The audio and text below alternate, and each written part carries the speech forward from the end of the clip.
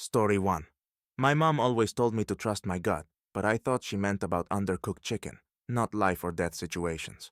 Last week, I was walking home late, and this guy started following me. Maybe it's nothing, I thought, but my gut was screaming otherwise. I crossed the street. He crossed too. I stopped to tie my shoe. He stopped to check his phone, except his phone was upside down. Red flag much? So, I remembered this thing I read online. Act unpredictable. I turned around, stared straight at him, and said, "Hey, do you have the time? I left my phone at home." He froze, mumbled something, and bolted down the street. Turns out, predators hate attention. They thrive on you being scared. When I got home, I told my mom, and she just nodded. "Always trust your gut," she said, like she hadn't just saved me from starring in a true crime documentary. Story 2. I was at a party when someone handed me a drink. "It's on the house," he said, which should have been my first clue. Whose house? I set it down when he wasn't looking. 2 hours later, I saw another girl sipping the same drink I ditched. 5 minutes later, she was passed out on the couch, and no one could wake her up. Turns out, someone had spiked it. The guy? Long gone. The girl? Rushed to the hospital. Now, every time I'm out, I hold on to my drink like it's the winning lottery ticket. If I set it down, it's trash. No exceptions. Best party favor I've ever learned? Watch your drink like your life depends on it. Because it might. Story 3. I used to think duck and cover was a joke they taught in school. Then last month, I saw it happen for real. I was at a diner when two guys started shouting. One of them pulled a gun out of nowhere. Everyone froze, except this one old guy who calmly dropped his coffee and hit the floor, pulling me down with him. Seconds later, the guy fired into the ceiling. Glass shattered everywhere. By the time the cops showed up, no one was hurt, but I couldn't stop shaking. The old man looked at me and said, "Kid, in situations like this, the ground is your best friend. Gravity can save your life." I've never moved so fast in my life. Tug. Story 4. A friend once told me, "Never ignore a fire alarm, even if it's just a drill." I thought she was being paranoid until it happened to me. I was in my college dorm when the alarm went off at 3 a.m. Half asleep and annoyed, I grabbed my phone and left, cursing the stupid system. Outside, I heard people laughing about another false alarm. But 5 minutes later, smoke started pouring out of the windows. Turns out, someone left a candle burning, and it caught the curtains. No one was hurt, but the dorm was trashed. If I'd stayed in bed, I'd have been trapped. Now, I treat every alarm like it's the real thing, because one day, it might be. Story 5. When I was 16, my dad taught me a trick I'll never forget. If you think someone's breaking into your house, make noise. Loud noise. One night I was home alone and heard footsteps outside. My heart was racing, but I remembered what he said. I grabbed the pan from the kitchen and started banging it like I was auditioning for a metal band. Whoever it was ran off immediately. Later, we found footprints by the window. The cops said it was probably a burglar checking for easy targets. Noise isn't just annoying, it's a lifesaver. My dad might not be cool, but that advice? Top tier. Story 6. A random article saved my life once. It said, "If you're ever lost in the woods, stop walking and make yourself visible." A year later, I got separated from my friends on a hiking trip. No cell service, no map, and definitely no idea where I was. Instead of panicking, I climbed the tallest rock I could find, pulled out a bright red shirt from my backpack, and waved it like crazy. Took a few hours, but a rescue team spotted me from a helicopter. Turns out, wandering aimlessly is the fastest way to stay lost. Standing out? That's how you get found. Story 7. A firefighter friend once told me, "Crawl low if there's smoke. The clean air is near the floor." I thought it was cool trivia until my apartment building caught fire. The stairwell was full of smoke, and people were panicking, trying to run through it. I dropped to my hands and knees, crawling like my life depended on it. Because it did. By the time I made it outside, my lungs were burning, but I was alive. A lot of people didn't make it out that night because they didn't know. Now, every time I see my friend, I thank him like he personally saved me. Because in a way, he did. Story 8. My uncle used to say, "The safest place in a car crash is behind the wheel." I thought he was being dramatic until I was in one. I was riding shotgun when our driver swerved to avoid a deer and lost control. The passenger side hit the guardrail first, and I took the full force of the impact. The driver walked away with a scratch. I ended up in the hospital for weeks. Now, if I have a choice, I'm always the one driving. People call me a control freak, but hey, at least I'm alive to hear it. Yeah. Story 9. A random internet thread taught me this. If you ever feel like you're being followed, take 4 right turns. If they're still behind you, they're not just going the same way. It happened to me last month on my way home. A car was trailing me too closely. I made 3 rights, and when I turned the 4th, they were still there. Heart pounding, I drove straight to a police station. The car sped off the moment I parked. If I hadn't known that trick, I don't know what could have happened. Now, I treat 4 rights like my own personal security system. Tata. Story 10. A lifeguard once told me, "Never let a drowning person grab you. They'll pull you under too." It sounded cold, but I didn't get it until I saw it happen. At a pool party, someone started panicking in the deep end. Another guy jumped in to help, but the drowning person clung to him like a lifeline. They both started sinking. A third person threw a float, and that finally saved them. It was terrifying to watch. Now, I know. If you want to help, keep yourself safe first. You're no good to anyone if you go under too. Story 11. I once read that if you're stuck in an elevator, never try to pry the doors open. It's safer to wait for help. At the time, I rolled my eyes, like that would ever happen to me. Spoiler, it did. The elevator got stuck between floors, and one guy immediately started trying to force the doors open. Someone else yelled, "Stop! The car could shift!" He didn't listen. And guess what? The elevator shifted just enough to crush his hand. The rest of us sat there until help arrived, scared out of our minds, but otherwise fine. Now, when I step into an elevator, I think about that guy and keep my fingers far away from the doors. Story 12. A friend of mine who's a doctor once said, "If you ever feel like something's stuck in your throat, don't drink water. Bend over and cough." A few weeks later, I learned why. I was eating dinner when a piece of chicken got stuck. Instinct said, "Drink water." Instead, I remembered her advice. I leaned forward and coughed as hard as I could. The chicken flew out, and I could breathe again. If I'd tried to wash it down, it would have gotten lodged even worse. Weird advice, but it works. And now, I'm the one annoying people with it at every barbecue. Tag. Story 13. Look for the exits the moment you walk into a room. My dad drilled that into my head growing up, and I used to think it was overkill. Then I went to a concert where things went bad fast. Someone yelled fire, and everyone panicked. People were running for the main exit, but it was chaos. I remembered the side door I'd noticed earlier and made a beeline for it. 5 minutes later, the main exit was jammed and people were stuck. That little habit of checking exits, it saved me that night. Now, I do it everywhere. Movies, malls, even restaurants. My dad may be paranoid, but he's alive, and so am I. Tanked. Story 14. A neighbor once told me, "If you're ever in a big crowd and things get rowdy, hold onto your chest like you're giving yourself a hug." I laughed at the time. What a weird piece of advice. Then I ended up at a packed event where people started pushing. It got scary fast. I remembered her tip and crossed my arms over my chest. It kept people from crushing my ribs when they slammed into me. A lot of folks left bruised that night, but I walked out with just a story.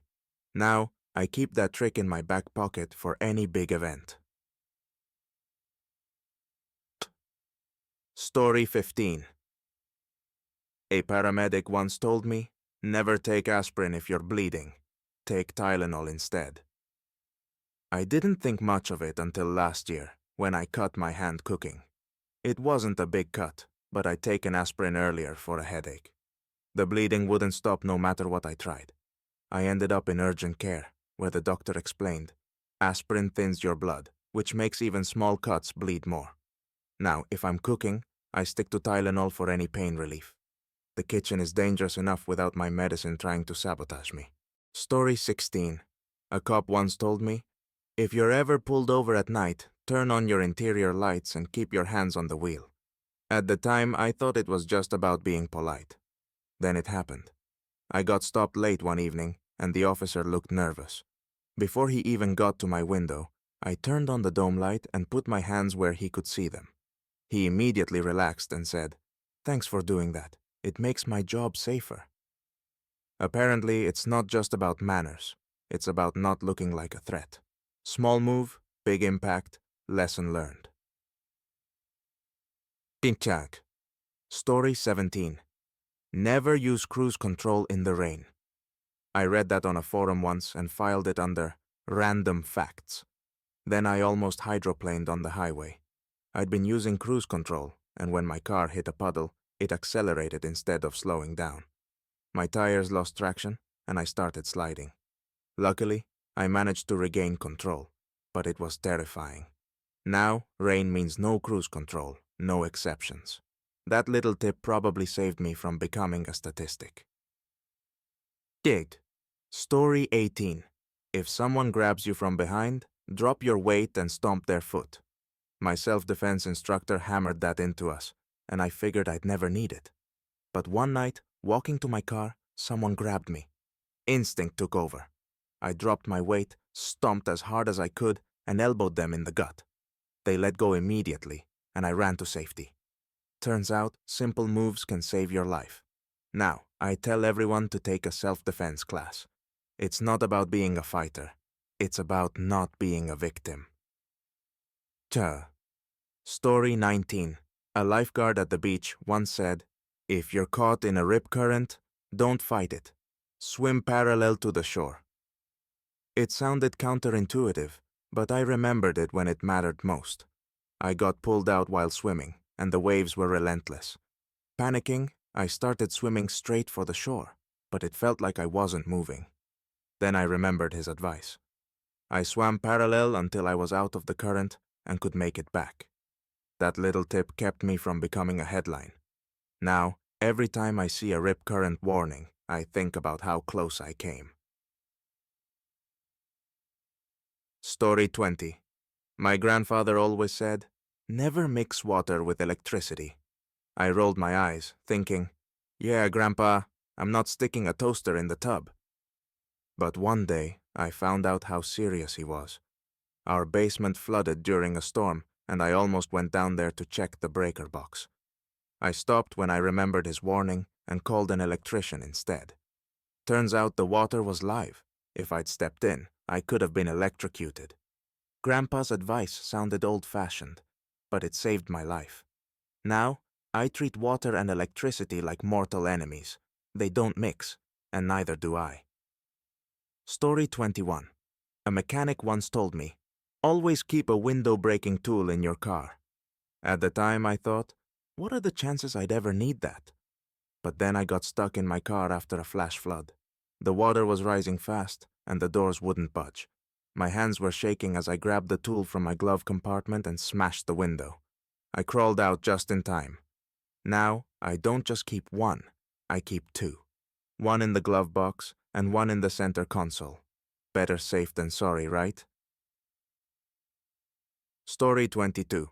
A friend who works in IT once told me, if someone calls claiming to be from your bank, hang up and call the number on the back of your card.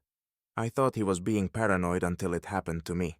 A guy called, saying there was suspicious activity on my account. He sounded legit, but something felt off.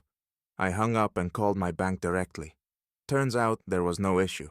It was a scam. If I'd given him my info, who knows what could have happened. Now I treat every urgent call like a scam until proven otherwise. Story 23. Never stick your hand in a garbage disposal, even if it's off. My mom said that all the time, and I thought it was just one of her weird obsessions. Then my roommate didn't listen. She reached in to grab a spoon, and somehow the disposal turned on. The sound was horrifying. She ended up in the ER with stitches and a permanent scar. Now, I fish things out with tongs or not at all. Mom might be a little over the top, but she's not wrong. Story 24. A teacher once told me, never point a loaded gun at anything you're not ready to destroy. I didn't even own a gun at the time, but the advice stuck. Years later, I went to a shooting range with a friend who wasn't careful. He waved his gun around and it went off, shattering a light fixture. Everyone hit the floor, and he got banned for life. That lesson was burned into my brain. Guns aren't toys, and one careless move could have been deadly. Now, I don't go shooting with anyone I don't trust completely. Try. Story 25. Always back into parking spaces, my dad used to say. I thought he was just trying to make me miserable during driving lessons, but it made sense the day I had to leave in a hurry. I was at a sketchy gas station when a fight broke out. People started yelling, and someone pulled out a weapon. I jumped into my car and was able to drive off immediately because I didn't have to back out. Now, backing in isn't just a habit. It's a rule. Dad might have been annoying, but he knew what he was talking about.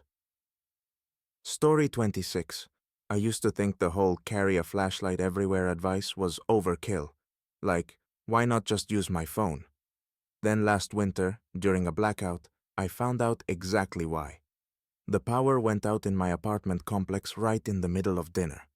I grabbed my phone to use its flashlight, only to discover it was at 2% battery. Fantastic. My candles were in a storage closet, and with no light, finding them was like trying to navigate a maze blindfolded.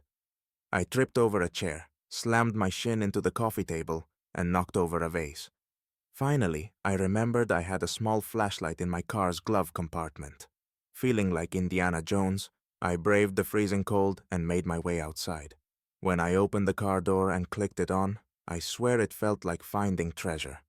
That little flashlight saved me from spending the night in total darkness, and I even managed to find my candles and get some light going in the apartment.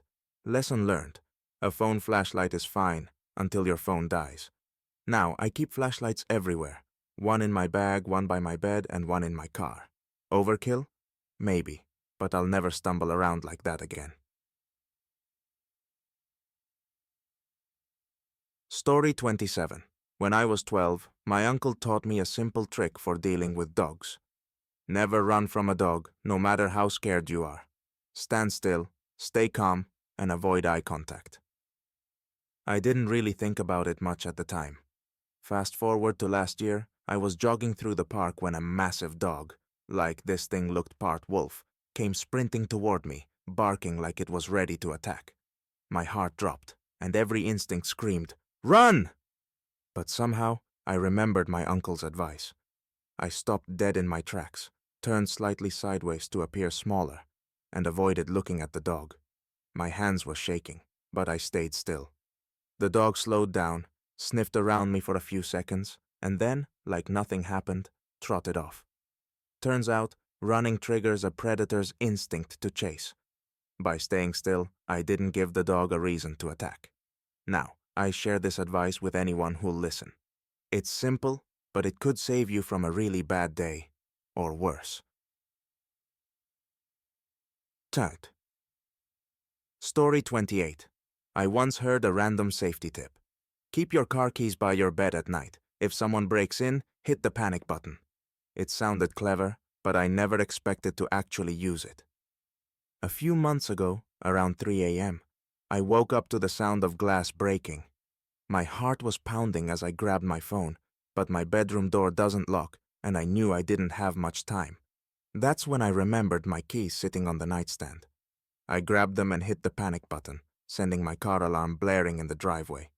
The noise was deafening, and a few seconds later, I heard footsteps running away. When the cops arrived, they found signs of forced entry, but no one inside. They said the alarm probably scared the intruder off before they could grab anything. Now, my car keys never leave my nightstand, and I tell everyone to do the same. It's such a small thing, but that noise. It's louder than a scream and way more intimidating. Story 29. A friend once told me, always lock your doors even if you're just stepping out for a second. I used to roll my eyes. Who's going to rob me in the 2 minutes it takes to grab the mail? Well, someone tried. One afternoon, I left my front door unlocked to grab a package from the lobby. I was gone maybe 3 minutes tops. When I got back, I found my neighbor standing by my door, looking confused. He said he saw someone walk into my apartment and then walk out carrying a backpack. Panic set in as I ran inside to check. Sure enough, my laptop was gone. Just like that, in broad daylight. I filed a police report, but the laptop was never recovered. Since then, I've made locking the door a reflex, even if I'm just stepping out for a second. It takes 2 seconds to lock up, and that's 2 seconds that could stop someone from walking in and taking your stuff. Lesson learned the hard way. Tag. Story 30. Wear a seatbelt even in the back seat. My mom drilled that into me my whole life, and I used to think it was overkill. After all, how dangerous is the back seat really? Then I found out. I was carpooling with some friends, sitting in the back because I called shotgun too late. We were on the freeway when another car suddenly swerved into our lane. Our driver slammed on the brakes, but the impact was unavoidable. Because I was wearing a seatbelt, I stayed in place. My friend sitting next to me? She wasn't so lucky. She slammed into the back of the front seat with enough force to break her nose and knock out a tooth. After that day, I've never questioned the backseat seatbelt rule. Accidents don't care where you're sitting, and seatbelts aren't just for the front row. Story 31. When I was a teenager, my dad drilled one rule into my head. Always check your backseat before getting in the car. I used to think he was just paranoid, but one night I realized how important that advice really was. I'd just finished a late shift and was walking to my car in a nearly empty parking garage. Something felt off, but I couldn't figure out why. When I reached my car, I stopped and glanced at the back seat through the window, just like Dad had taught me. That's when I saw it, a guy crouching down trying to stay out of sight. My stomach dropped and I immediately backed away, pretending I'd forgotten something. Once I was a safe distance, I called security. They arrived within minutes and the guy bolted, but they caught him before he could leave the garage. Turns out he had a knife on him and was likely waiting for me to get in the car. If I hadn't checked, who knows what could have happened.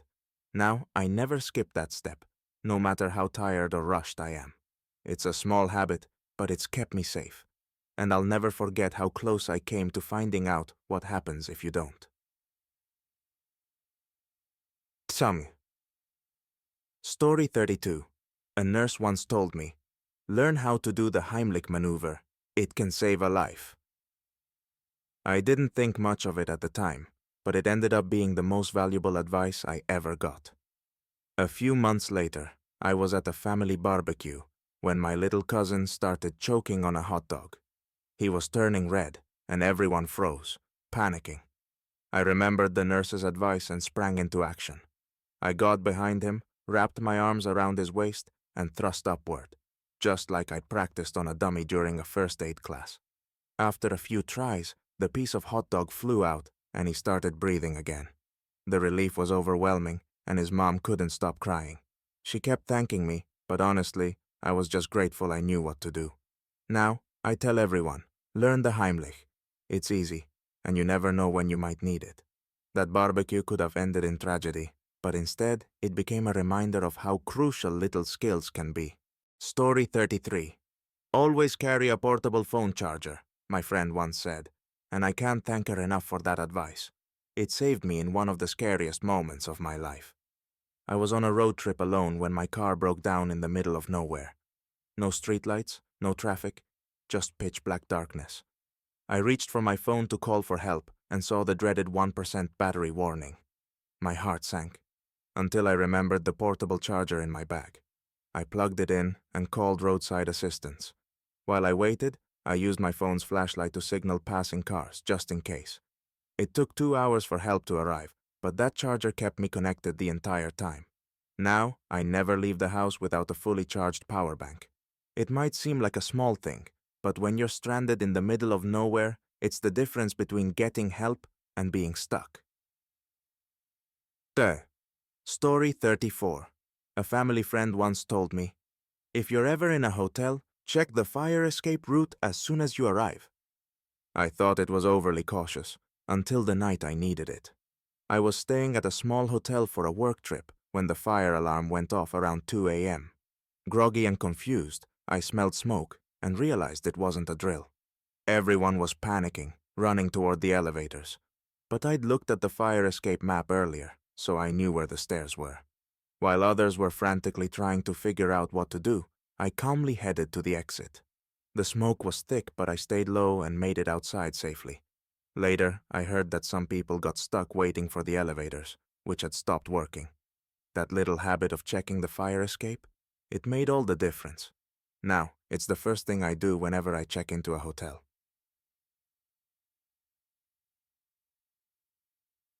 Story 35. Never swim alone, my swimming coach used to say, and it stuck with me even as an adult. One day, I found out why that rule exists. I was at the lake, enjoying some quiet time. The water was calm, and I felt confident swimming out farther than usual. Suddenly, I cramped up, hard. My legs seized and I couldn't move. I was too far from shore, and panic set in fast. If my friend hadn't been on the beach, keeping an eye on me, I don't know what would have happened. He saw me struggling and grabbed a float to swim out and help. It was terrifying, but he got me back to shore safely. Now I don't care how strong a swimmer I am.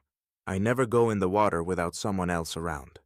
That day could have gone a lot worse, and it's a reminder that even the strongest swimmers need backup. Story 36. Never climb a ladder without someone holding it. My grandpa was a handyman, and he'd say that every time I watched him work. I figured he was just being overly cautious, until I decided to change a light bulb on my own. I was alone at home, and the bulb in the kitchen had blown out. I grabbed a ladder, climbed up, and everything seemed fine, until the ladder wobbled. Before I knew it, I was crashing down, landing on my arm. The pain was instant, and I ended up with a sprained wrist. I could have hit my head, broken bones, or worse. Grandpa's advice came flooding back, and I felt like an idiot for not listening. Now, I never climb a ladder without asking someone to spot me, no matter how small the task. A second pair of hands is worth avoiding a trip to the ER. Story 37. A security guard once told me, if you ever feel unsafe walking alone, call someone and stay on the phone. It sounded like a good idea, but I didn't think I'd ever need it. Until I did. One night, I had to walk home from a friend's house because my ride fell through. The streets were quiet, and I felt this nagging sense that someone was watching me. My heart was racing, and I remembered the guard's advice. I called my dad and started talking loudly about how I was almost home. That's when I heard footsteps behind me, quick, deliberate. My dad must have heard the fear in my voice because he stayed on the line, telling me to stay calm and keep walking. When I turned the corner onto my street, the footsteps stopped.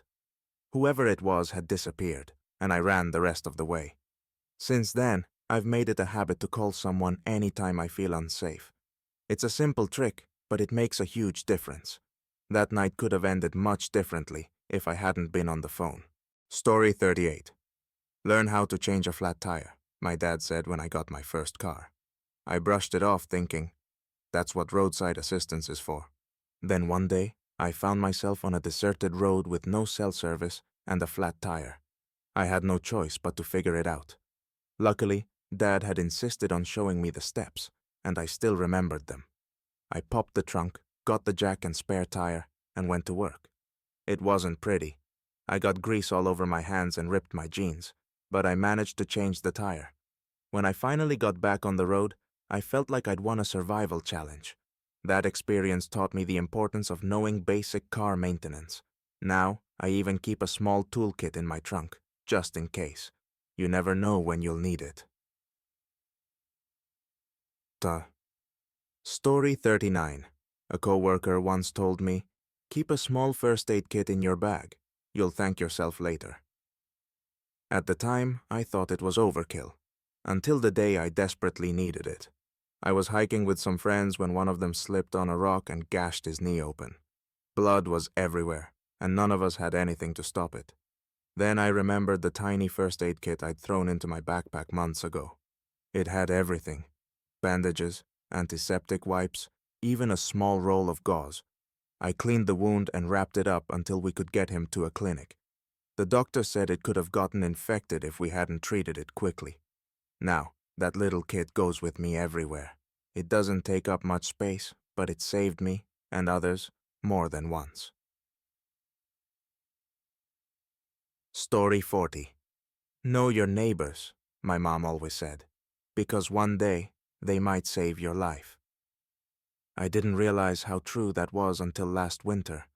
A pipe burst in my apartment while I was at work, and by the time I got home, water was flooding the entire place. I panicked, not knowing how to shut it off. That's when my neighbor, Mr. Harris, knocked on my door. He'd heard the water running and came over to help. Within minutes, he found the main valve and shut it off. If he hadn't acted so quickly, my entire apartment would have been ruined. Now, I make an effort to know the people who live around me. You don't have to be best friends, but sometimes just knowing their name can make all the difference. Mr. Harris turned out to be a lifesaver, literally, Tor 41. My dad always said, you should never drive without knowing how to change your oil. I didn't think much of it, especially since I could just take my car to the shop. That was until my car broke down in the middle of nowhere on a road trip. The engine started sputtering, and I pulled over, hoping it was just a small issue. I popped the hood, and sure enough, the oil was low. I had no choice but to try and fix it. I had a small emergency kit in the trunk with some extra oil and tools, thanks to my dad's advice. It wasn't pretty, but I managed to top off the oil and get the car running again. I was stuck out there for hours, but at least I didn't have to call a tow truck. From that point on, I made sure to check my oil regularly and kept a bottle in my trunk, just in case. Knowing how to handle basic car maintenance isn't something you think about until you really need it. My dad might have been old school, but he saved me a lot of trouble that day. Ta-ta. Story 42. A firefighter once told me, in a fire, always crawl low to the ground. Smoke rises, and the air near the floor is cleaner. I thought it sounded dramatic, but when I found myself in a real emergency, that advice became my lifeline. I was at a friend's house when the fire alarm went off. At first, I thought it was a drill, but I smelled smoke. The house was quickly filling up with it, and people started panicking, running for the front door. I remembered the firefighter's advice and dropped to my hands and knees. I crawled through the smoke, staying close to the floor, and eventually found my way out through a side door. It wasn't easy, but it was the safest choice. I was able to help some others along the way, and everyone got out okay. Since then, I've never ignored that tip. I don't care how small or big a fire is, I go low. It could be the difference between getting trapped or escaping safely. Story 43. Always lock your car doors, my mom always told me. Of course, I thought she was just being overprotective, but one night, I found out why she was right. I was getting groceries at night when I stopped at my car, unlocked it, and set the bags in the front seat. I didn't notice a man approaching until he was almost right behind me. He reached for the door handle, but I had locked the car when I set the bags down. Instead of backing off, he started yelling at me to open the door, which made me even more nervous. I had my phone in my pocket, so I immediately called 911. The dispatcher kept me calm and said the officer would be on the way. The man eventually backed off and walked away, but I don't know what could have happened if I hadn't locked the doors. I've never left my car unlocked since, and I make sure to check my surroundings every time. That one habit probably saved me from a dangerous situation. So, Story 44.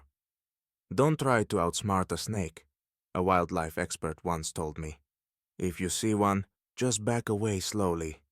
I figured he was exaggerating, until I found myself face to face with a rattlesnake on a hiking trip. I was in a remote area, surrounded by trees, when I stepped on a rock and saw the snake coiled up right in front of me. I froze for a second, my heart racing. It stared me down, ready to strike. I remembered the expert's words. Don't make sudden movements. I took a deep breath and backed up slowly, not taking my eyes off the snake. I managed to create enough distance to get away without spooking it. A few minutes later, I was safely out of the snake's territory, but I was shaking. That advice saved me from a potentially fatal encounter. I've never tried to outsmart a snake since, and now I always make sure to know the wildlife in an area before I hike. Story 45.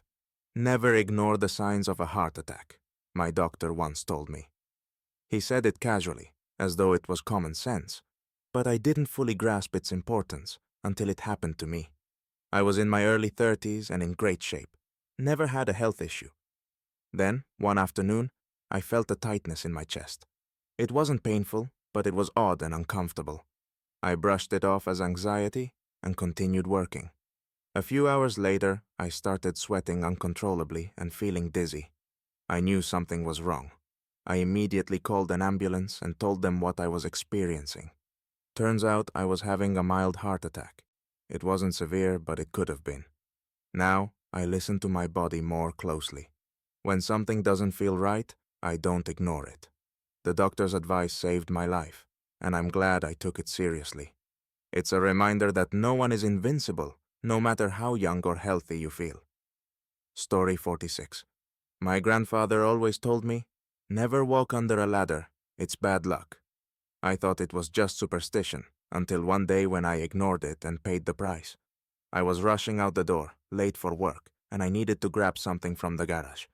As I entered, I saw a ladder leaning against the wall, and figured it was fine to walk under it. Big mistake. Mid-step, the ladder shifted, and a can of paint came crashing down straight onto my head. I was stunned, covered in paint, and now running even later than before. I had to clean up the mess and take a shower, and by the time I finally got to work, I was hours behind. My boss wasn't pleased, and I knew I'd earned a reputation for being that guy. That moment made me realize my grandfather's wisdom wasn't about superstition. It was about staying mindful and not rushing through things. After that, I never walked under a ladder again. A simple choice could have saved me from wasting time, money, and frustration. Now, I even make it a point to slow down when I'm in a hurry, because the universe has a funny way of making sure we learn the hard way. Story 47. A survival expert once told me, if you ever find yourself lost, don't panic. Find water, then shelter. I thought it was sound advice, but never imagined I'd need it. That was until I got lost on a solo camping trip. I went hiking deep into the forest, planning to take a few photos and enjoy the quiet. But when I tried to head back, I realized I'd wandered too far. The sun was setting, and panic set in. I had no map, no signal, and no idea which direction to go. Remembering the survival expert's advice, I calmed myself and decided to find water. After what felt like hours, I found a small stream. I followed it, knowing it would eventually lead me to a bigger water source. Once hydrated, I looked for a safe place to rest, eventually setting up a makeshift shelter. The next morning, I followed the stream and eventually found my way back to the trail. My instincts weren't perfect, but listening to the expert's advice kept me calm and grounded. I never go hiking without a plan now, but I'll never forget how finding water and shelter was what really got me through. Story 48. You should always take your shoes off when entering someone's home, my mom used to tell me. I thought she was just being overly polite until I realized how important it actually was. One day, I visited a friend's house. It wasn't something I did often, but I didn't bother to take my shoes off, thinking it wouldn't be a big deal. After all, we were just hanging out. Big mistake. As we sat down to eat, I noticed my friend's mom eyeing my shoes and then glancing at the rug. She politely asked if I could take them off, and I saw her wince every time my feet touched the carpet. Turns out, they had a new baby, and she was trying to keep everything as clean as possible. I immediately felt terrible. From then on, I never walked into a house without considering their space and rules. It's a small gesture that shows respect for someone's home and cleanliness, and I've learned the hard way how much it can mean to others. I'll never ignore the little things like that again. Chant. Story 49. Learn to swim well, my mom always said, and I thought, why do I need to be an expert? Then one day, I ended up in a situation where knowing how to swim well saved my life. It was summer, and I was at a beach party. The water was calm, and I felt confident swimming out a little further. But as I got farther, I realized the current was stronger than I expected. I started drifting away from shore, and my legs began to tire. I panicked for a moment, but then I remembered my mom's advice. Stay calm, float, and use the technique you know. I flipped onto my back and let the current push me while I kept my head above water. Slowly, I started heading toward the shore, making small but steady strokes. When I finally made it back, I was exhausted but safe. That moment was a wake-up call. Knowing how to swim well is more than just fun in the summer. It's about survival. Now, I always practice and remind others how important it is to take swimming seriously. Story 50. A former police officer once said, "If you're ever being followed, don't drive home. Drive to the nearest police station." I didn't think much of it until it happened to me. One night, I was heading home from a late shift when I noticed a car behind me that seemed to be following too closely. I took a few turns, thinking it was just my imagination, but the car stayed right on my tail. My heart started racing, and the last thing I wanted was to lead them to my house. I remembered the officer's advice and immediately drove toward the nearest police station. When I pulled into the parking lot, the car sped off without hesitation. I got out, called the police, and reported the incident. It turned out that I had been targeted, but because I didn't panic and followed the right steps, I stayed safe. That advice, simple as it was, could have saved my life. Since then, I make sure to trust my instincts and always drive to a safe place if I feel uncomfortable. Story 51. Always know how to turn off the water in your house, my uncle used to say. He insisted it was crucial in case of a burst pipe or leak, and I thought it was just one of his overly cautious rants. Then last year, I learned why he was right. I was hosting a small gathering when I noticed a faint trickling sound in the kitchen. Thinking it was the fridge, I didn't think much of it until the water started pooling on the floor. I rushed into the kitchen and saw that a pipe under the sink had cracked and water was flooding out. Panic set in as I tried to figure out what to do. Suddenly, I remembered my uncle's advice. I frantically searched under the sink for the main valve and turned it off. It felt like forever before the water finally stopped flowing. While my guests helped clean up, I realized how easily the damage could have been worse if I hadn't known where the shut-off valve was. Since that day, I make sure to know where all the main utilities are in my house: water, gas, and electricity. It's a small piece of knowledge that can save you from a huge mess, both literally and financially. Story 52. Don't ignore that little voice in your head, my mom would always say. It's usually right. I thought it was just her being overly cautious, but I learned the truth of it in a moment that still haunts me. I was at a bar with some friends one night, and there was this guy who kept staring at me from across the room. At first, I brushed it off, thinking I was just being paranoid. But then the feeling wouldn't go away. My gut kept telling me something was off. Instead of ignoring it, I walked up to my friend and told her I was uncomfortable. We both decided to leave the bar a little early. As we were walking to our car, the guy followed us, but when he saw us getting into the car, he turned around and left. Turns out the guy had been following me for a while and was known to be a problem in the area. My gut instinct had saved me from what could have been a dangerous situation. I still don't know what would have happened if we hadn't left, but that little voice was louder than any of my rational thoughts. Now, I trust my instincts more than ever. Story 53. A neighbor once told me, "If you ever feel like you're being watched or followed, take a different route home." I thought it was just paranoid thinking until it happened to me. One evening after work, I noticed a car tailing me as I walked home. I crossed the street, and they did the same. It felt off, and I started walking faster. When I took a turn, they turned with me. My heart raced as I realized I was being followed. Remembering my neighbor's advice, I quickly walked toward a busy street and took a few random turns, doubling back to make sure they weren't just going the same way. Eventually, I lost them. I rushed into a store, and when I felt safe, I called a friend. Turns out the car was just a coincidence, but I'll never take the same route home if I feel uncomfortable again. Taking a different path isn't just about being paranoid. It's about taking control of your safety and not second-guessing your instincts. That small decision made all the difference. Story 54. You can't always trust your first impression, a therapist once told me, and at the time, I didn't quite understand what she meant. But then I met someone who proved her right in a way I never expected. I had just started a new job, and my new co-worker immediately rubbed me the wrong way. He was overly confident and made a few comments that seemed a little too arrogant for my liking. I wrote him off, thinking he was just another typical know-it-all. Weeks went by, and I avoided him. But one day, I found myself stuck in the office during a snowstorm, and we were the only two left. He offered me a ride home, and out of desperation, I accepted. That ride ended up being one of the most meaningful conversations I've had in a long time. He wasn't arrogant, he was just nervous about fitting in. By the end of the ride, we were laughing like old friends. Since then, I've tried to approach people with more empathy, remembering that sometimes first impressions don't show the whole story. If I had stuck to my judgment, I would have missed out on a genuine friendship. Story 55.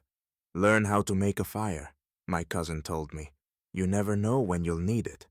I laughed it off, thinking I'd never be in a survival situation.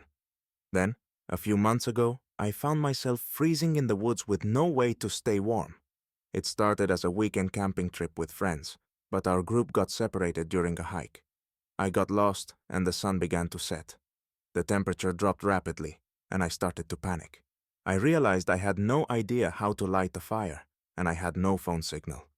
In desperation, I remembered my cousin's words and started gathering dry twigs and branches. I had a lighter, and after what felt like hours of trial and error, I managed to start a small fire. That fire kept me warm through the night and gave me the confidence to stay calm until I was found the next morning. Now, I take fire starting seriously. It's not just about survival. It's about being prepared for the unexpected. Story 56. Trust your gut, but don't ignore your brain, my dad always said.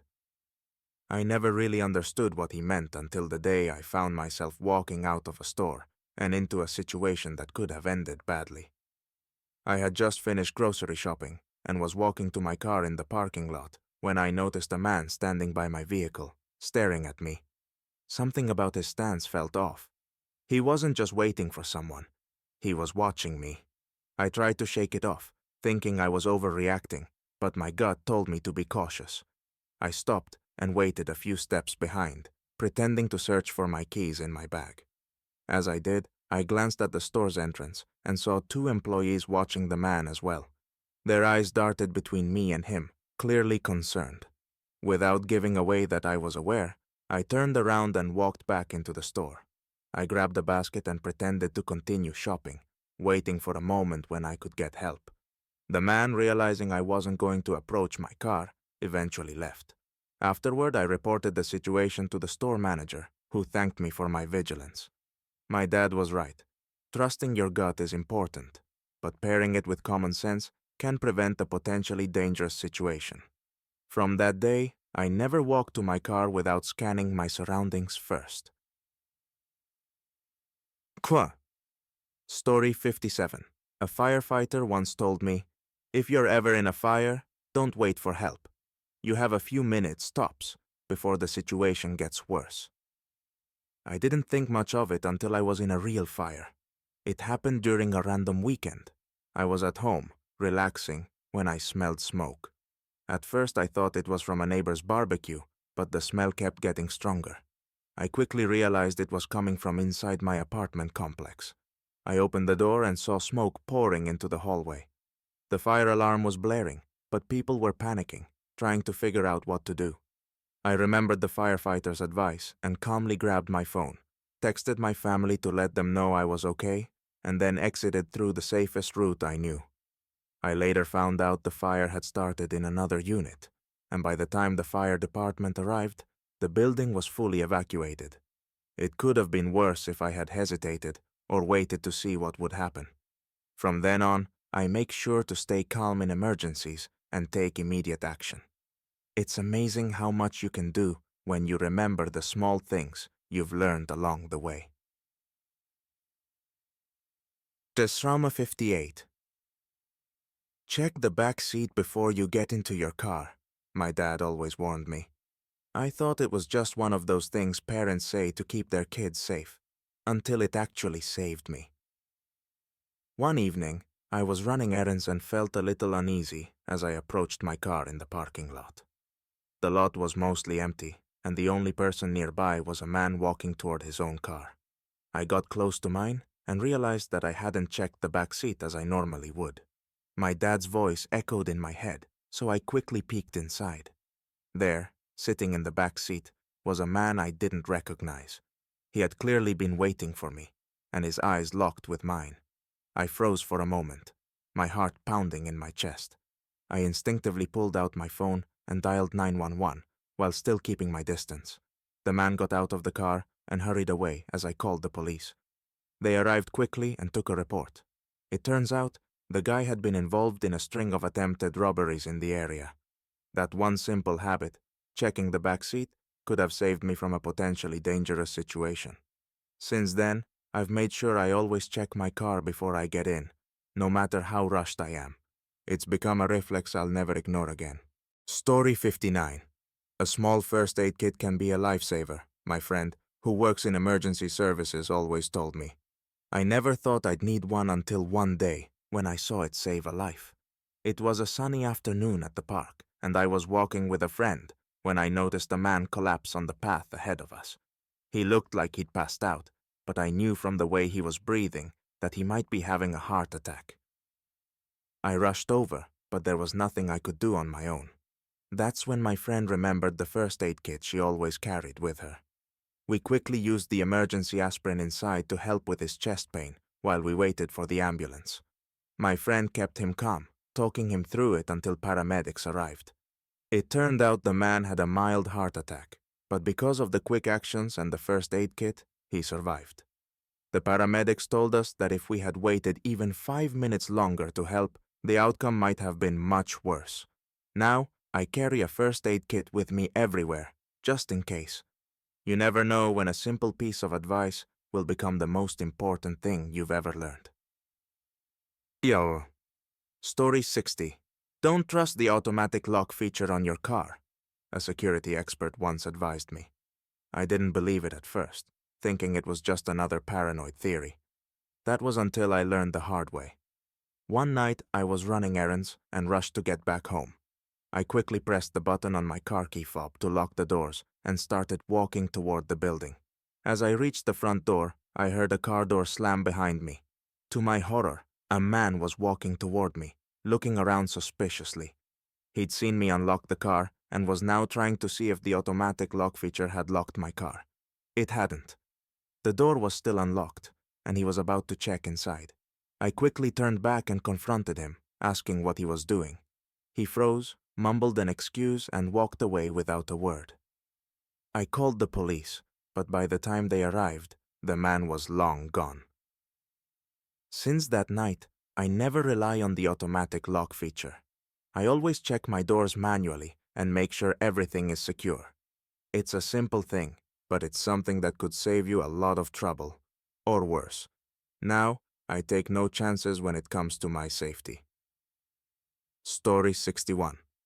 Don't leave your drink unattended, my friend always told me. You never know who's watching.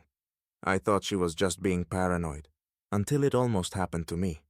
I was at a party with some friends, hanging out in the backyard. The music was blasting, and people were mingling, but I had to step inside for a second to grab my jacket. I left my drink on the table, figuring no one would mess with it. When I came back outside, I saw a guy standing near the table, and he quickly looked away when I caught his eye. My drink was still there, but something about it felt off. I picked it up and noticed that the color had changed. It was lighter than before. I didn't drink it, but I didn't want to make a scene, I quietly told a friend and then went inside to get a fresh drink. Later that night, a couple of people started feeling unwell, and one of them had to leave early. It turns out someone had slipped something in the drinks while we weren't looking. That moment taught me to never take my drink for granted again. It's a simple rule that could save you from a dangerous situation. From now on, I always keep my drink in hand or close by, and I make sure I never leave it unattended again. Tae. Story 62. Know the emergency exits wherever you go, my mom always said. I thought it was a bit of an overreaction until I found myself trapped in a building during a fire drill. It was during a work conference, and the building was packed with people. As usual, we were all gathered in one huge conference hall, and everything seemed perfectly normal. But then, the fire alarm went off. At first, everyone thought it was a drill, and we didn't react much. But after a few minutes, we realized the fire wasn't just a drill. People started scrambling to the exits, but the main door was jammed with people pushing to get out. I remembered my mom's advice and immediately scanned the room for an alternate exit. I saw a side door and made my way to it, staying calm. The moment I got outside, I heard the fire trucks arriving.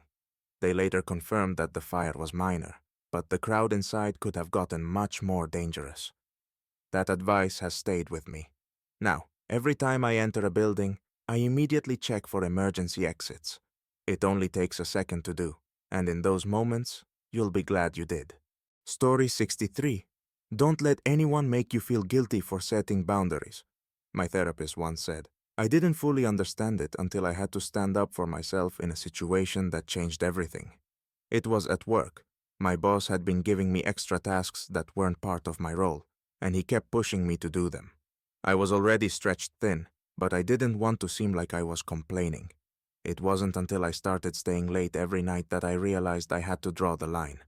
One day, he asked me to take on another project, and that's when I snapped. I politely but firmly said, I can't take on any more tasks right now. My plate is full, and I need to prioritize what I've already committed to. There was a brief silence, and then he apologized. He said he hadn't realized how much I was doing. After that, he respected my boundaries. That moment taught me that standing up for yourself isn't selfish. It's necessary. I've learned to set healthy boundaries in all aspects of my life, and it's made a huge difference in my mental and emotional well-being. I no longer feel guilty for taking care of myself first. Story 64. Always carry cash, my dad used to say. I never understood why until the day I found myself stuck in the middle of nowhere with no working card. I was on a road trip with friends when we stopped for gas at a small rural station. I paid at the pump, but the card reader malfunctioned and my card was rejected. I tried again. Same result. My phone had no signal and there were no ATMs nearby. I started to panic, but then I remembered my dad's advice. I checked my wallet and found a few bills I had kept in case of an emergency. It wasn't much, but it was enough to pay for the gas and get us to the next town. I was grateful for that small stash of cash, and from that day on, I always keep at least a little money in my wallet, just in case. It's not something I ever want to rely on, but it's a good habit that saved me more than once. Story 65. A good flashlight can be a lifesaver, my uncle always said. I didn't understand it until I was trapped in my car during a power outage. One night I was driving home after work when a sudden snowstorm hit. The roads were icy, and I had trouble seeing anything. The power went out, and streetlights were down. My car slid off the road and got stuck in a snowbank. I had no signal, and the wind was howling outside. My first instinct was to panic, but I remembered my uncle's advice. I dug through my glove compartment and found the small flashlight I'd kept there. I used the light to signal for help, but no one was around. Eventually, I had to walk to the nearest house, guided only by the beam of the flashlight. It was freezing, but I made it to safety. Since then, I've made sure to keep a high-quality flashlight in my car at all times. It's a small tool, but it can make all the difference in a situation where every second counts. Story 66. Always double-check your car before driving off. My older brother once told me. At the time, I thought it was just common sense, but I never realized how crucial it was until I almost caused an accident. One afternoon, I was in a rush to leave work. I jumped into my car, cranked the engine, and pulled out of the parking lot without thinking much about it. As I made a turn, I noticed something strange. The steering felt weird. My car veered slightly off the road, and I had to correct myself. At that moment, I heard a strange noise coming from the back of my car. Panicked, I pulled over to the side and got out to inspect. To my horror, I saw that my back passenger door had been left wide open, and my groceries had spilled all over the street. A couple of cans were rolling away. I felt like an idiot. If I hadn't checked the door before leaving, I could have lost control on the highway or worse, caused a serious accident. I quickly collected my stuff, shut the door properly, and continued on my way, thankful that nothing serious had happened. From then on, I've made it a habit to check the car completely before I drive off. It takes an extra few seconds, but it could save me a lot of trouble, or worse if something goes wrong. Story 67. A good pair of shoes can save you more than your feet, my cousin used to say. I didn't get it until I found myself running from danger in the wrong pair of sneakers. It was a quiet evening, and I decided to go for a jog through the park near my apartment. I didn't think much about the shoes I was wearing, just some old, worn-out sneakers that I'd had for years. Halfway through my run, I noticed a group of people sitting on a bench near the path, watching me. I didn't think anything of it until they stood up and started following me. I tried to speed up, but my shoes were terrible for running. They kept slipping on the wet pavement, and I wasn't making much ground. I turned the corner and picked up speed, but one of the guys started sprinting toward me. In that moment, I wished I had a better pair of shoes, something with more grip and stability. I barely managed to reach the nearest streetlight before the guy stopped chasing. I was exhausted and shaken, but I got away. After that night, I realized how much a good pair of shoes can make a difference, not only in running, but in safety. Now, I make sure to invest in quality shoes, whether for exercise or for protection. They're not just about comfort, they could save your life. Story 68. Always have a plan for the worst-case scenario, my dad would always say. I thought he was just being overly cautious, until the day I found myself in a potentially life-threatening situation. I was hiking with some friends when we decided to take a trail that was a little more remote than usual. It wasn't long before we realized we had lost the path. The forest was dense, and no matter which direction we walked in, we couldn't find any landmarks. As the sun began to set, I started to feel the panic creeping in. We had no idea where we were, no cell service, and only a small amount of water left. My friends started to argue about which way to go, and that's when I remembered my dad's advice. I told them to stop and reassess our situation. We decided to stop for the night and build a small fire. We used our phones to gather what little light we could and sat tight. Thankfully, the next morning, we were able to follow the sound of a nearby stream and find our way back. It was a close call, and I realized that having a plan and knowing how to stay calm could make all the difference. From then on, I always ensure I'm prepared for the worst case, whether it's an emergency kit or knowing how to navigate in case of trouble. Story 69. You never know when you'll need to change a tire, my brother told me, and I thought he was being overly cautious.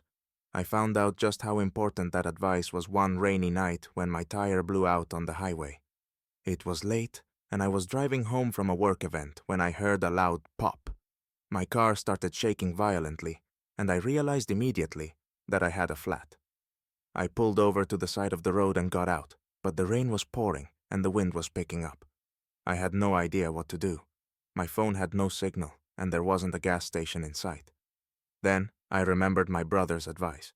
I had been ignoring it for years, but today I was going to change that. I found the spare tire and jack in the trunk and, with some struggle, managed to get the flat off. The rain didn't help, but I took my time, stayed calm, and eventually got the new tire on. By the time I was finished, I was soaked and exhausted, but at least I was back on the road. That experience taught me the importance of knowing basic car maintenance. Now, I always keep a spare tire jack and wrench in my car, and I never take any trip without being prepared for the unexpected. Doug. Story 70. Never ignore the signs of stress, my friend, a psychologist, advised me. I was too stubborn to listen, until my body forced me to. For months, I had been overworking myself, pushing through deadlines and late nights. I barely slept, barely ate, and constantly felt overwhelmed. I thought I could handle it. After all, I was good at managing pressure, right? But one day, I woke up feeling like I couldn't breathe. My chest was tight, my heart was racing, and I couldn't focus. At first, I chalked it up to anxiety, but when the symptoms didn't go away, I went to the hospital. Turns out, I had been experiencing the physical effects of stress, and my body had finally reached its breaking point. I spent a few days in the hospital, and during that time, I realized how much I had been neglecting my mental health. Now, I make it a point to take care of myself, physically and mentally. I set boundaries, take breaks, and remind myself that pushing through isn't always the answer. The experience was a wake-up call, and I'm thankful I listened to my friend's advice before it was too late. Story 71. Always carry a water bottle, my mom told me, especially when traveling. At the time, I thought it was just one of her random rules, until I was caught in a situation where I desperately needed it. It happened during a hike in a remote national park. The weather had been hot, but I didn't think much of it. I didn't pack enough water for the hike, thinking there would be a stream or a water source somewhere along the way. I was wrong. A few hours in, I began to feel lightheaded. My throat was dry, and I started to feel the dehydration kicking in. I had no choice but to keep moving, hoping I'd find something soon. The sun was starting to set, and panic set in when I realized I hadn't seen another person in hours. Eventually, I found a small stream and managed to fill my water bottle. I gulped down the fresh water and felt the relief almost immediately. Since then, I never go anywhere without a water bottle, especially on hikes. It's something so simple, yet it could have saved me from serious health issues that day. Now, I keep a bottle on me, even when I'm running errands or traveling. You never know when you'll need it. 13. Story 72. Never ignore a strange noise in your house, my dad used to warn. I always thought he was just being overly cautious, until I had to deal with a situation that made me realize how right he was. It started one night when I heard a strange thud coming from the attic. At first, I brushed it off as just the house settling. But the noise kept going, like something, or someone, was moving around up there. I felt uneasy, but I didn't want to overreact. The next night, the noise was louder, and now I was genuinely concerned. I called a neighbor, who came over to check it out. We went up into the attic with a flashlight, and to our shock, we found that a raccoon had somehow gotten in. It had been rummaging around and causing the noise. We quickly set up a safe way to remove the animal, but that experience stuck with me. If I had ignored it, who knows what could have happened. A simple noise ended up being a serious issue, and ignoring it would have made things worse. From then on, I make sure to address anything unusual, no matter how small it seems.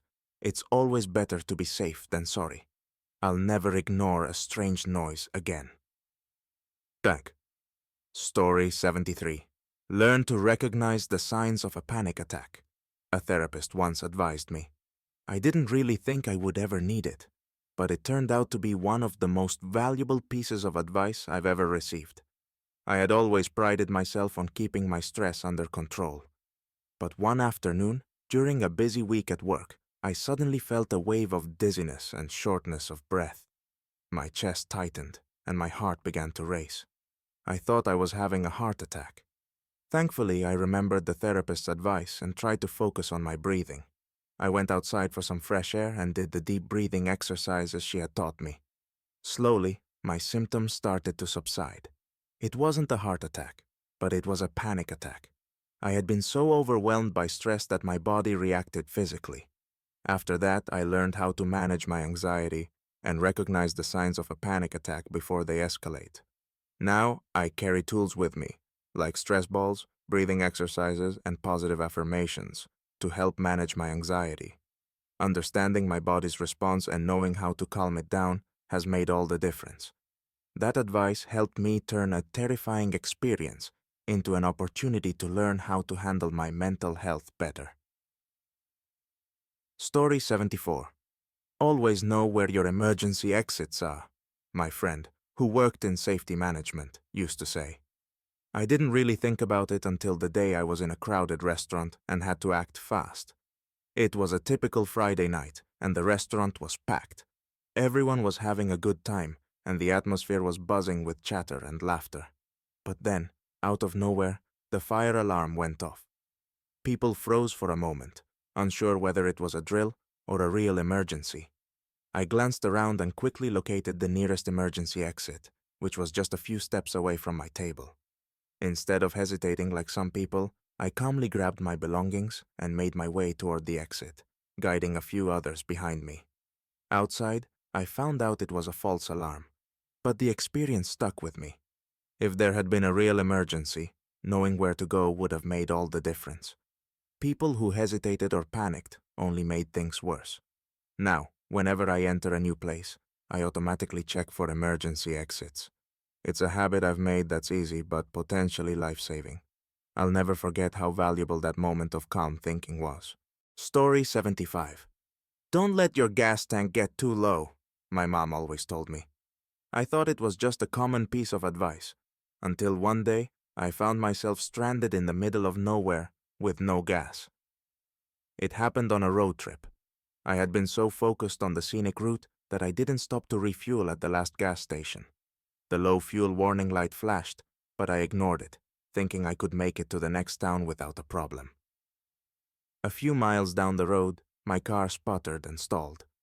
There were no gas stations in sight, and my phone had no service. I was stuck. Luckily, a kind passerby stopped and gave me enough gas to get to the next station. I learned my lesson the hard way that day. Running out of gas might seem like a minor inconvenience, but when you're in a remote area, it can be a real problem.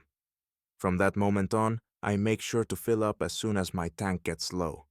It's a small task that keeps me from getting stuck, and it saved me from a lot of unnecessary stress. Story 76. Don't ignore your seatbelt, no matter how short the drive, my dad always told me. I thought it was overprotective advice until the day I almost found out the hard way. It was just a quick trip to the store, only 5 minutes from my house. I didn't even think twice as I jumped into the car and started driving. But as I was driving down a familiar street, a car ran a red light and slammed into my side. The impact was jarring, and I felt the car spin. But the first thing I noticed when the dust settled, I wasn't thrown around the car. My seatbelt had kept me in place. My head was fine, and while my body ached, I was in far better shape than I would have been without it. The other driver wasn't as lucky. I watched as he was ejected from his seat. If he'd been wearing a seatbelt, it might have saved him from serious injury. Since then, I've never once gotten in the car without wearing my seatbelt. The drive might be short, and you might feel like it's unnecessary. But the truth is, you never know when the unexpected will happen. That one simple habit saved me from being hurt, and I'll never skip it again. Story 77. Carry an extra charger, my friend told me once, because you never know when you'll need it. I thought I'd never need it, but she was right the one time I really did. It was a weekend trip to a remote cabin, and my phone battery was running low. Of course, I didn't bring a charger because I assumed the cabin would have one, or I'd be out of service anyway. When we arrived, I found out that not only was there no charger, but the cabin had spotty cell service. My phone was dead within hours. It seemed harmless at first. I could just enjoy the weekend and disconnect. But on the second day, I needed to call for help. One of the group had slipped while hiking, and we needed to get her medical attention. My dead phone became a major problem. Luckily, one of my friends had an extra charger, and we were able to get her help in time. Now, I never leave the house without an extra charger, whether it's for my phone or a power bank. That little device made all the difference that day.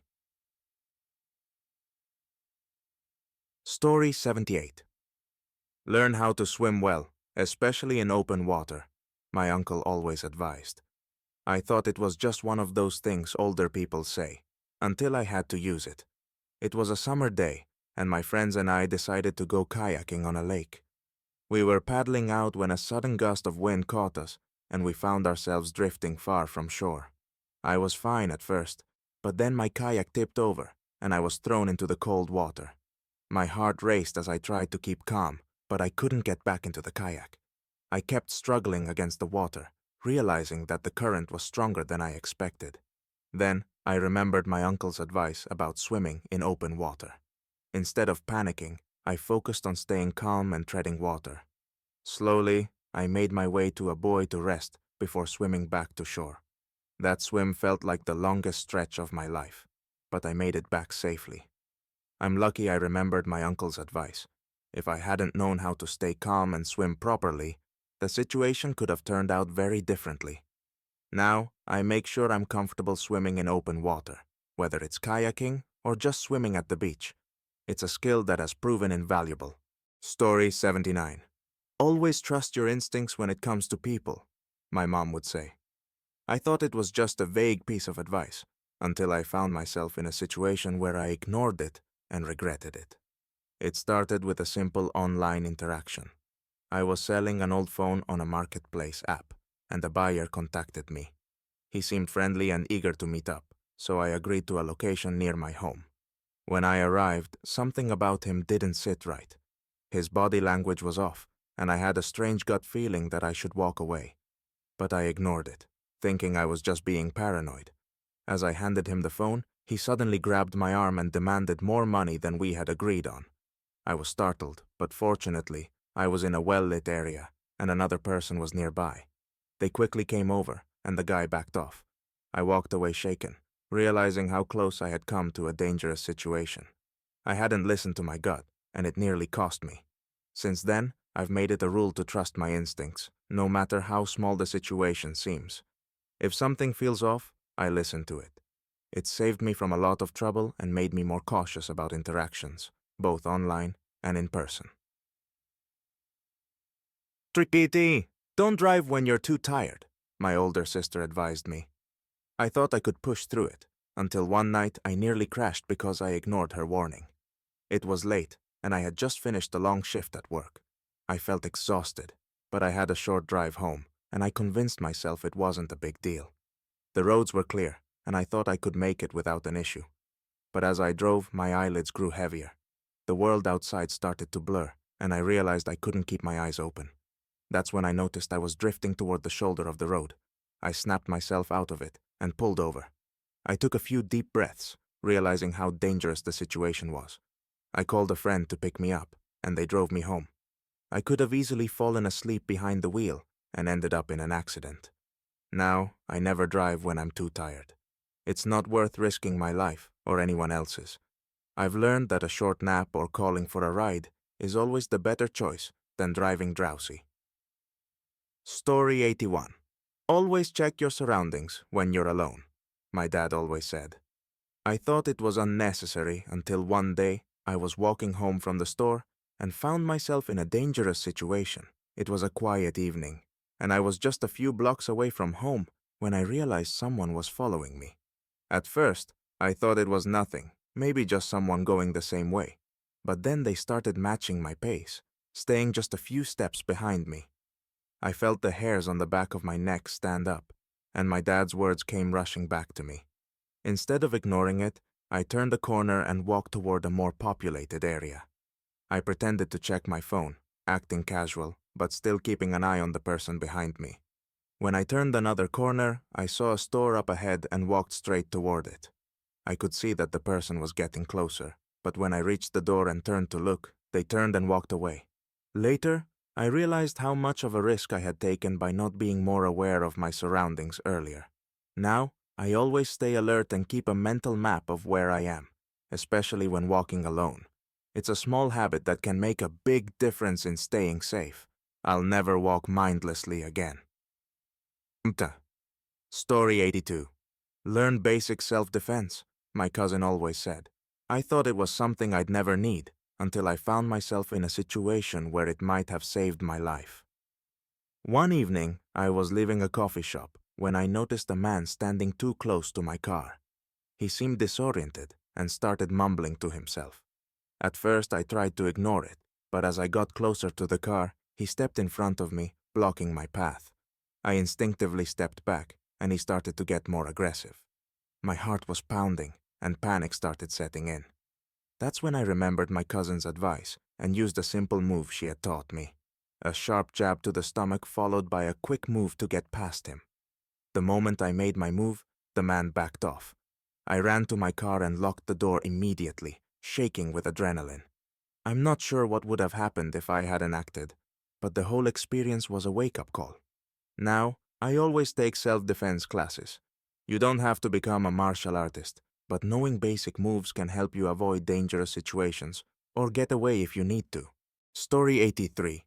Take the stairs over the elevator, my mom always advised. It seemed like an unnecessary bit of advice, but I've never been more thankful for it than the day I was stuck in an elevator during a fire. I was at work, heading up to a meeting on the top floor, when the fire alarm went off. Everyone was panicking, heading for the elevators. I remembered my mom's advice, though, and decided to take the stairs instead. When I reached the 6th floor, I could hear the sound of the elevator alarms going off and saw people getting out of the elevators, clearly panicked. It turned out that the elevators had gotten stuck, and if I had been inside one, I would have been trapped. When the fire department arrived, we found out that there was a small electrical fire that had caused the malfunction. It wasn't a major disaster, but the people stuck in the elevators were understandably shaken. Since that day, I've made it a point to take the stairs in any emergency, or even just when I'm in a rush. It's a small change, but it might just save your life one day. Taco. Story 84. Always lock your doors, even when you're inside, my grandmother would remind me. I thought it was a bit old-fashioned, especially since I was always at home. But one night, I learned how wrong I was. I had just settled down to watch a movie when I heard a knock on my door. I wasn't expecting anyone, and when I peeked through the peephole, I saw a man I didn't recognize. He said he was just in the neighborhood and wanted to ask about some property information. Something about it didn't sit right. I told him I wasn't interested and went to lock the door. To my horror, the door handle was already moving, and I heard a faint click from the other side. Someone had been trying to open it. I quickly ran to the back door and locked it as well, then called the police. The man disappeared by the time they arrived, but they later confirmed that it was a common tactic used by burglars to see if people were home. After that night, I made sure to lock every door, every time, no matter how secure I felt. It's a small habit, but one that I'll never ignore again. Story 85. Keep a spare key with someone you trust, my mom always advised. I didn't listen, thinking it was a bit unnecessary until the day I locked myself out of my apartment. At night. I had come home late from work, exhausted, and I fumbled with my keys as I tried to get into the apartment. I had been juggling groceries and my phone, so when I realized I couldn't find my keys, I started panicking. I checked my bag, my pockets, and even the stairs leading up to the building. No luck. To make matters worse, my phone was dead, and I had no one nearby who could help. I tried knocking on my neighbor's door, but no one answered. I was stuck, locked out in the cold. Luckily, a few hours later, a friend called me back and brought me a spare key. It was a huge relief, and I promised myself I would always keep an extra key with someone I trusted. Since that night, I've always made sure that I have a backup plan for emergencies.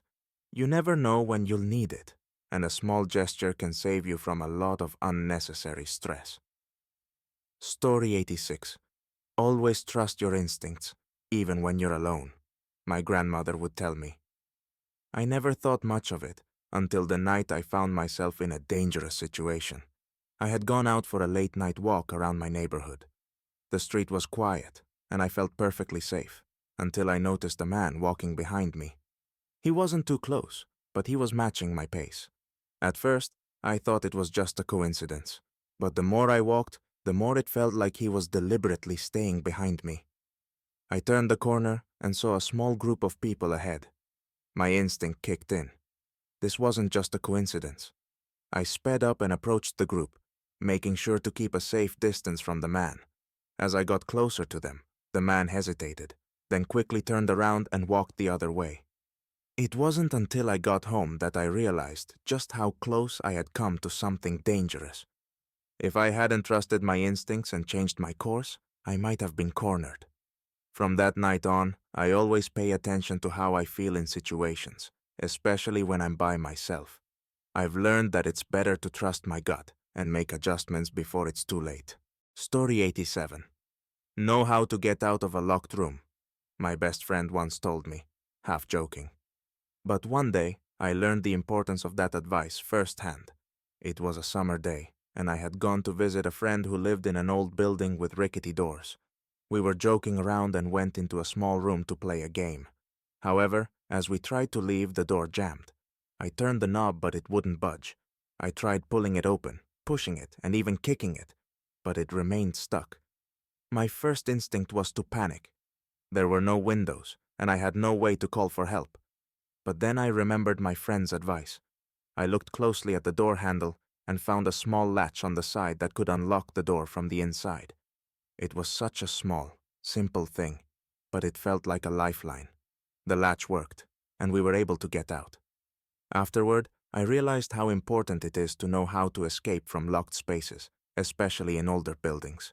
Since then, I've made sure to check all the exits and locks when I visit new places. You never know when a small thing like that could save you. Story 88. Don't let your guard down in public places. My cousin always reminded me. I never thought much of it until the day I had my wallet stolen right in front of me. It was during a crowded concert. The music was loud, and everyone was jumping and dancing, completely absorbed in the moment. I had my phone in my pocket and my wallet in the back of my jeans, which I thought was a safe spot. Suddenly, I felt a tug at my waistband. I turned around to see someone quickly walking away, but I couldn't figure out if they had taken something from me. A few minutes later, I reached for my wallet and realized it was gone. In a panic, I looked around the crowd, but there was no sign of the thief. I immediately called my bank to lock my cards and filed a report with security. What bothered me the most wasn't just losing the wallet. It was how easily it happened. I had let my guard down in a crowded place, assuming nothing would happen. Now, I'm always extra cautious in busy environments. I don't carry my wallet in easily accessible places anymore, and I'm always aware of my surroundings. Story 89. Always make sure your phone is charged before a trip, my dad warned me.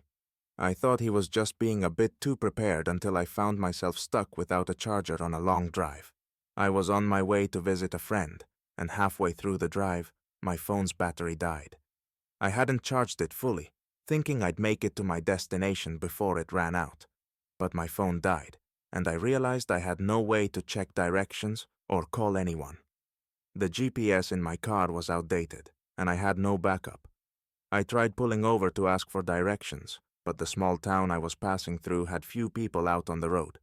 After a stressful hour, I finally found a gas station with a working charger, but it was a reminder that technology isn't always reliable if you're not prepared. Now, I always make sure to charge my phone fully before a trip and keep a portable charger with me just in case. It's a simple habit, but one that could save you from a lot of stress when you're on the road. Story 90.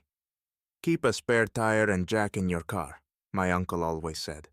I thought it was an old-fashioned piece of advice until one day I got a flat in the middle of nowhere. I was driving down a highway when I noticed the strange sound of my tire deflating. I pulled over to the side of the road, and sure enough, I had a flat. There was no way to call for help since I was in a rural area with no signal. I remembered my uncle's advice and pulled out the spare tire and jack from my trunk. It wasn't easy, especially since it was getting dark. But after a bit of struggle, I managed to get the flat off and replace it. By the time I was finished, the sun had set, and I felt a sense of pride. I had been prepared, and that saved me from spending hours waiting for roadside assistance. Since that day, I make sure to regularly check that I have a working spare tire and jack in my car. It's a small thing that can make a huge difference when you're stuck on the side of the road. Story 91. Always have a backup plan, my mom always said. I didn't fully understand what she meant, until I found myself stranded at an airport late at night with no way to get home. It started as a typical flight, just a short trip for a work conference. But when I arrived at the airport for my return flight, I found out that my flight had been delayed, and then, hours later, it was cancelled due to a technical issue.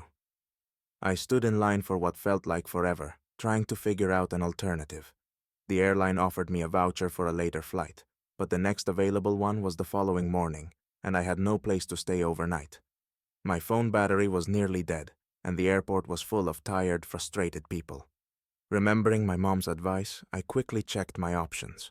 I found a nearby hotel with a 24-hour shuttle service and made my way there. While other passengers sat in the terminal, I was able to get a decent night's sleep and catch a flight early the next morning. That experience taught me that having a backup plan isn't just about preparing for the worst. It's about being resourceful when things go wrong. From now on, I always have an alternative ready, whether it's for travel, work, or personal plans. Story 92. Always stay calm in a crisis, my dad would say, and I thought I had it under control, until I was caught in a car accident. I was driving to a friend's house when another car ran a red light and crashed into my side. The impact was hard enough to send me spinning, and I slammed into a guardrail. My heart was racing as I tried to collect myself, unsure of how bad the damage was. I was shaken, but remembered my dad's words. I checked myself for injuries. Thankfully, nothing serious, and immediately called 911. The other driver was fine, and we exchanged insurance information while waiting for the authorities to arrive. What amazed me the most was how quickly I calmed down after the initial shock. By staying composed, I was able to handle the situation effectively and make sure everything was in order before the police arrived. That experience taught me how crucial it is to remain level-headed, especially when you're under pressure. Now, whenever something unexpected happens, I remind myself to take a deep breath, assess the situation, and respond rather than react. Story 93. Learn how to recognize the signs of exhaustion. My best friend always warned me. I didn't take it seriously until one day when my body forced me to listen. It was the busiest week of my life. I had back-to-back meetings, deadlines, and little sleep. I thought I could power through it, telling myself I was fine. But as the days wore on, I felt more sluggish and irritable. My body was telling me something was wrong, but I ignored it. Then, one afternoon, while driving to another meeting, my vision blurred, and I started to feel dizzy. I pulled over, terrified, but I couldn't figure out what was happening. I realized I was so tired I was almost passing out behind the wheel. I turned off the car, took a few deep breaths, and waited until I felt more alert. That scare made me realize how dangerously close I was to a more serious situation. After that, I made it a priority to take better care of my body.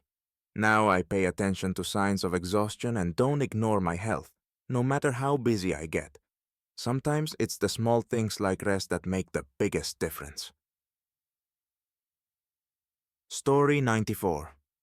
Always check your tire pressure, my uncle once told me. But I thought it was just another piece of unsolicited advice, until I learned its importance the hard way. I was preparing for a long road trip, and everything seemed in order. I had my snacks, playlist, and a full tank of gas.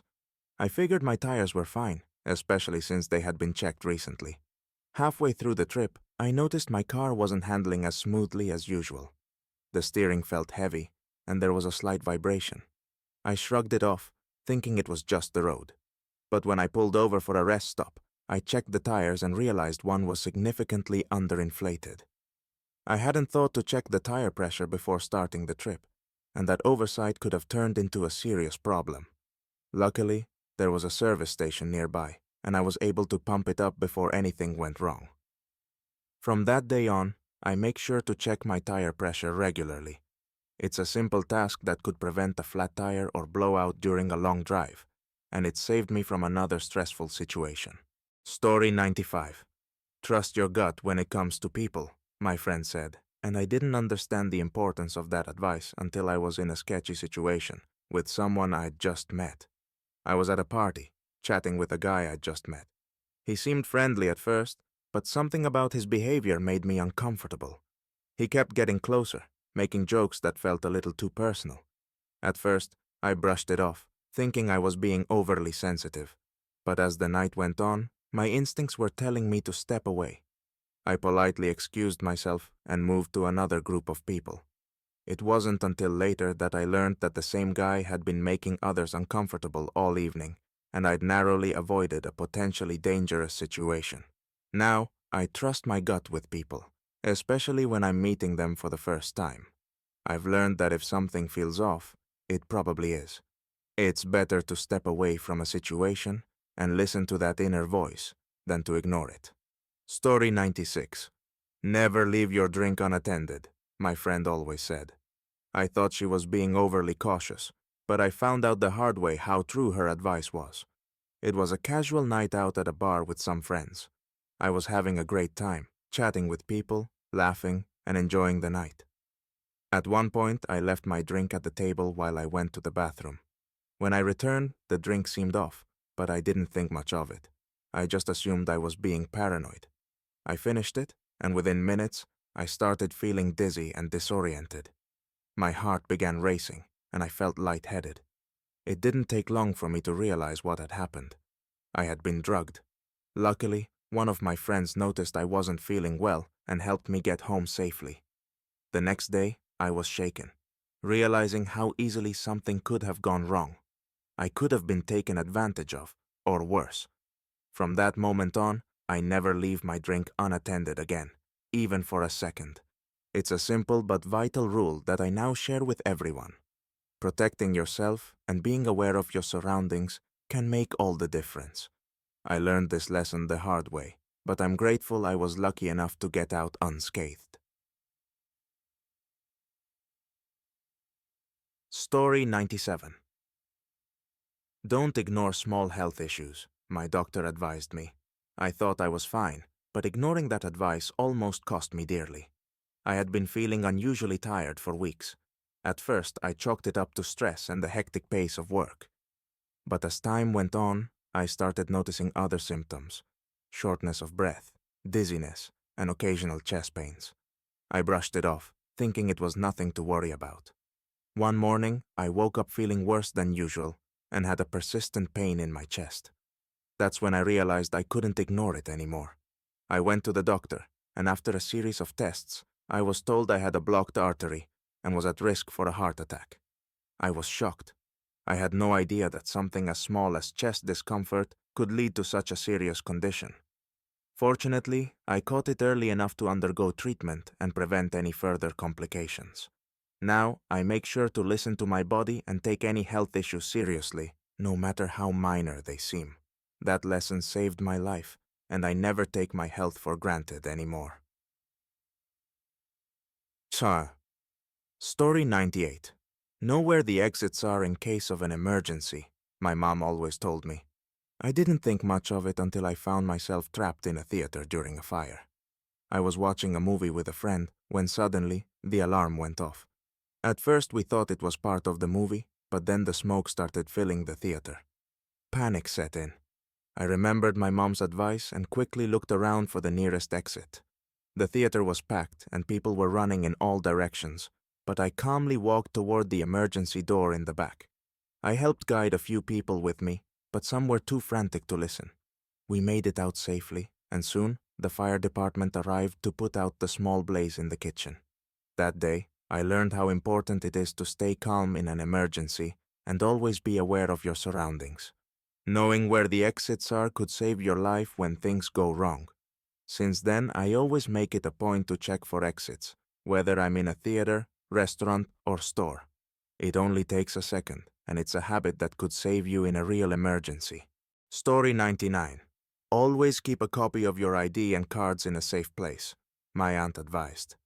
I didn't understand the importance of that advice until my wallet was stolen in a busy city. I was out shopping when I realized my wallet was gone. I retraced my steps, checking the store and the street, but it was nowhere to be found. My heart sank as I realized it had been taken. At first, I panicked. How would I prove my identity? How could I get new cards without the originals? Then, I remembered my aunt's advice. I had kept a photocopy of my ID and cards in a secure place at home. I called my bank to report the stolen cards and canceled everything immediately. The process wasn't easy, but I was able to get replacements much faster than I would have without the copies. Since then, I always keep a copy of my important documents in a safe place, and I recommend it to everyone I know. You never know when disaster will strike, but having backups can make a huge difference in managing the aftermath. Story 100. Never leave your valuables in plain sight, my dad always told me. I didn't take it seriously until the day I returned to my car to find my window smashed. I had parked in a busy part of town, quickly running into a store to grab a few things. I left my purse on the passenger seat, out of habit, and locked the car. But when I returned, my window was shattered and my purse was gone. It didn't take long for me to realize my mistake. I had left my valuables in plain view, and a thief had seized the opportunity. I was devastated, not just because of the loss of my purse, but because I knew I had made a preventable mistake. The insurance covered the damage to my car, but the inconvenience of replacing everything, IDs, credit cards, and personal items, was a huge hassle. Since then, I always hide my valuables out of sight, even when I'm in a hurry. Whether it's in the trunk or under a seat, I make sure to keep everything locked and out of view. It's a simple habit, but it could save you from a huge headache. Story 101. Always keep a backup of your important documents, my mom used to say. I never thought much of it until the day I had to deal with a lost passport while traveling abroad. It was my first international trip, and I was excited but nervous about everything going smoothly. After a few days of sightseeing, I reached for my passport only to realize it was missing. I checked every pocket, every bag, but it was gone. I retraced my steps, but nothing turned up. The panic set in quickly. I couldn't remember the last time I saw it, and the idea of dealing with embassy procedures abroad seemed overwhelming. But then, I remembered my mom's advice. I had scanned a copy of my passport and emailed it to myself as a backup. I was able to contact the embassy with the digital copy and get an emergency replacement. While the process wasn't fast, having that backup copy saved me hours of stress and allowed me to move forward without delay. Since that trip, I make sure to back up every important document, whether it's digital copies of IDs, credit cards, or even travel confirmations. It's such a small step, but it can save you from a world of hassle if things go wrong. Story 102. Don't hesitate to ask for help, my dad always told me. I thought it was a simple piece of advice, but I learned just how important it was when I found myself lost in the wilderness during a hiking trip. I had set out for a solo hike in a national park, thinking I had everything under control. I was following the trail signs, but eventually they became unclear, and I started wandering off track. The further I went, the more I realized I was lost. My phone had no signal, and there was no one else around. I spent hours trying to retrace my steps, but the landscape all started to look the same. I felt my panic rise as the sun began to set. Finally, remembering my dad's advice, I stopped and called out to the nearest hiker. He had a map and pointed me in the right direction. I was embarrassed for not asking sooner, but grateful that I'd finally asked for help. It saved me from making the situation worse. From that day on, I've made it a point to ask for help whenever I'm unsure. It's not weakness. It's the smartest thing you can do. Story 103. Learn how to budget your money, my sister advised me, and I didn't really take it seriously until I found myself in serious debt after college. I was living in a big city and started getting a steady paycheck, but I never kept track of my spending. I'd go out with friends, eat out all the time, and buy things I didn't need. At the time, it didn't feel like I was spending that much, but over time, my expenses started piling up. Before I knew it, my credit card balance was through the roof. I had no idea how I'd pay it all off. That's when I finally sat down and started tracking every penny I spent. I created a budget and began prioritizing what was essential.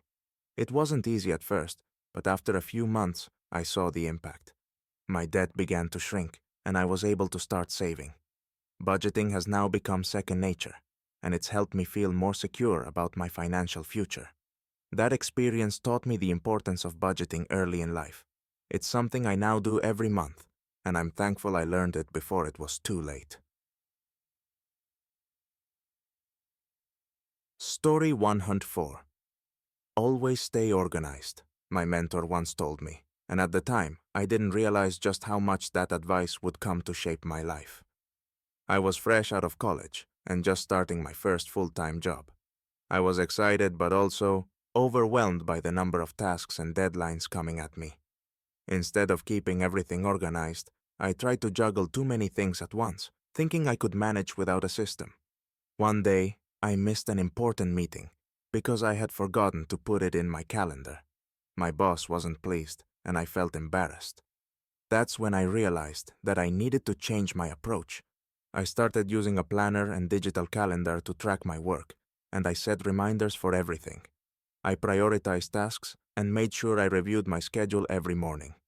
This simple habit transformed my work life. I became more efficient, and my stress levels dropped significantly. I learned that staying organized is not just about keeping track of things. It's about feeling in control and being able to give your best effort. Since then, I've stayed on top of my responsibilities, and I've seen the positive impact on both my personal and professional life. Day. Story 105. Always take care of your car's maintenance, my uncle once told me. I didn't think much of it until I found myself stuck on the side of the highway because I ignored it. It started as a regular morning drive to work. My car had been making a strange noise for a few weeks, but I kept putting off getting it checked out.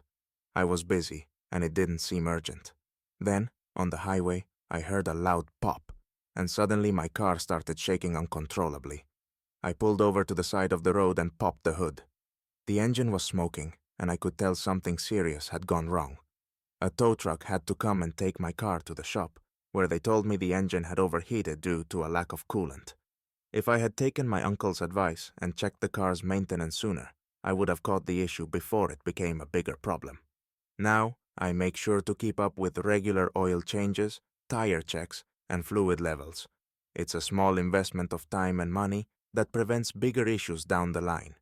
That experience taught me the value of preventative care, whether for my car or my health. Regular maintenance goes a long way in avoiding unnecessary breakdowns.